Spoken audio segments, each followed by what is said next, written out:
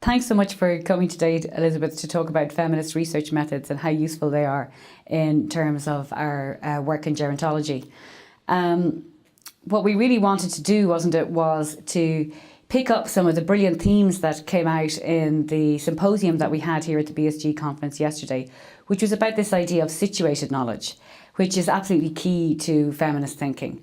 And to really illuminate for people, maybe PhD students or early career researchers who are trying to use feminist methods in their research or are trying to find the best qualitative methods to use. And we felt that our symposium had a lot to offer in terms of giving people some examples of how they could use it. So can you tell us a little bit about how you're using feminist research methods in your work, Elizabeth? Well, my study, I'm looking at a very marginalised population. It's older women who have been victims of domestic violence, and I'm also looking at their substance use. So I wanted to find a method that gave the opportunity for their voice to be heard throughout the study.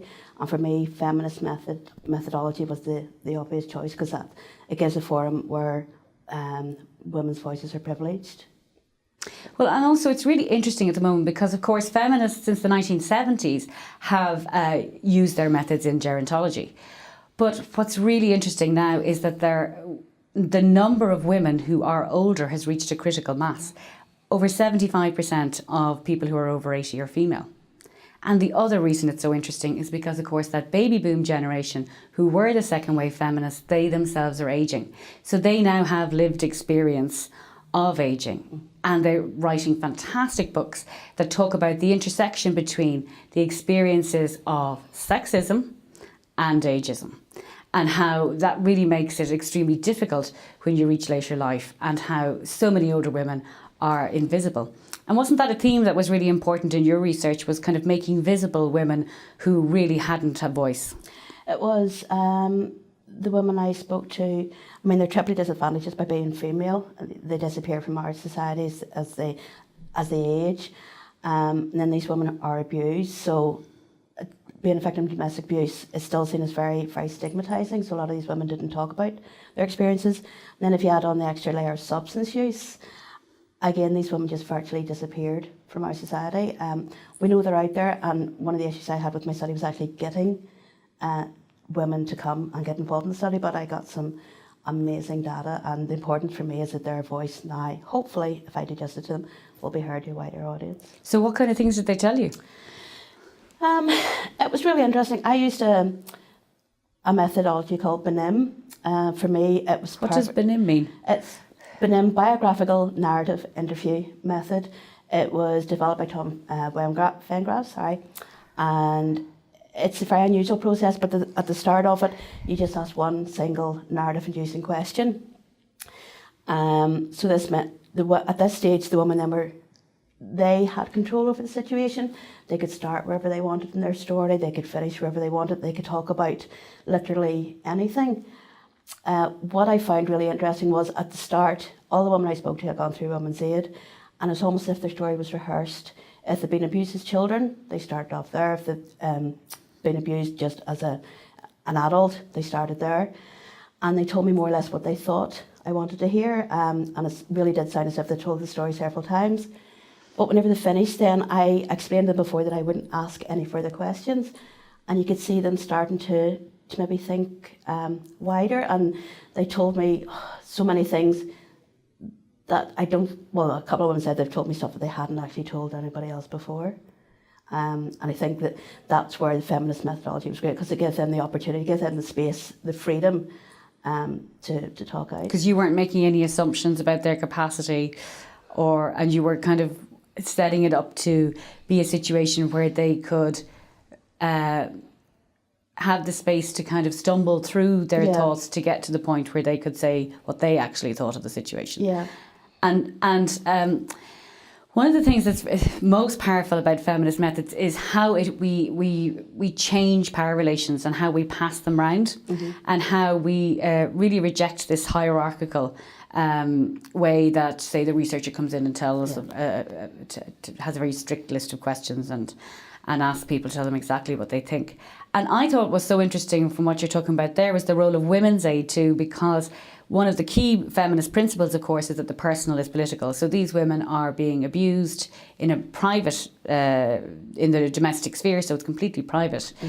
But it stops it being just their issue, doesn't it? Because once they go to women's aid, then it becomes, well, this is actually a woman's issue. Yeah. This is something that you have some support with. One of the other things that feminists do really well is that we don't just stop at the end of the project and come to a conclusion.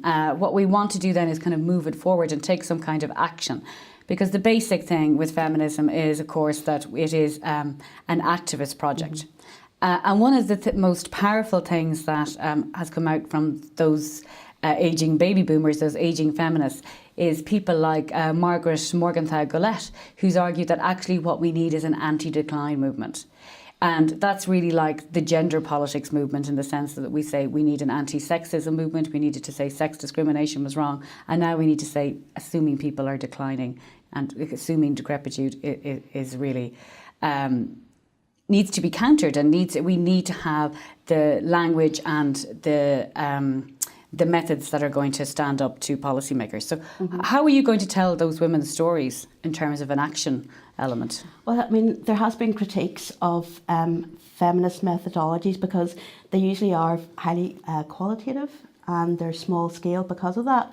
So it's difficult to generalise into the wider population, so they don't have as big an impact. And my study, although it's small scale, what I'm doing is I'm taking whatever things that come up in the interviews with the women, and I'm going to hold focus groups with policymakers and with service providers. So yes, it's small scale, but these women's voices and some of the issues that just haven't been heard before, I'm going to take them to the policymakers and make them aware that this is what's going on. These are the concerns of the woman. This is what they think might actually help their situation. So in that way, it's small scale, but at least it's a start. It's opening the door, letting the powers that be know that these women are here, and hopefully then that'll start something to not necessarily just empower these women, but to make people realise that yes, there are older people just aren't a homogenous group. There are individuals and they need different levels of support. And one of the things that will be really useful about that, I think, is that you will see how those women kind of fall between two stools, don't they? Because they are not in the elder abuse category, but they're kind of seen as a bit too old because they concentrate on the people who have young children, don't they, in terms of domestic violence. Yeah, most of the literature is around women. And also that they've seemed to have stayed too long. Why didn't they leave, you know? So I think it'll be really interesting because those policymakers now for the first time will hear about how there is this issue that affects older women as well as younger women, and that they need to work that out. The other thing that is a real challenge for feminism in terms of our understanding of ageing and using feminism in terms of ageing, but also could be hugely powerful, is that intergenerational feminism. So I have definitely benefited hugely from the work of older feminists, and not just from reading their books, but from being mentored through my career, through being supported by people who believe that young women need to come up through the ranks. But also, it's not always a very easy relationship. And some older feminists have written about how, in fact, they feel that they are a bit discarded when they get older, and their ideas are seen as a little bit outdated. Was there anything in the women that you spoke to that you saw any intergenerational issues arise? There was one major issue that came out of my study, which again, I think if I'd used a different method, it wouldn't have come up. A lot of the women who reported being in highly abusive relationships, they had a relationship with the mother of the partner who committed the abuse. And they spoke about how they were concerned about what she thought of them. So I think we've covered most of what we wanted to say about feminist research methods, and I think thanks very much for sharing your research, and I think it's going to be a fantastic PhD. Okay, thank you for the opportunity.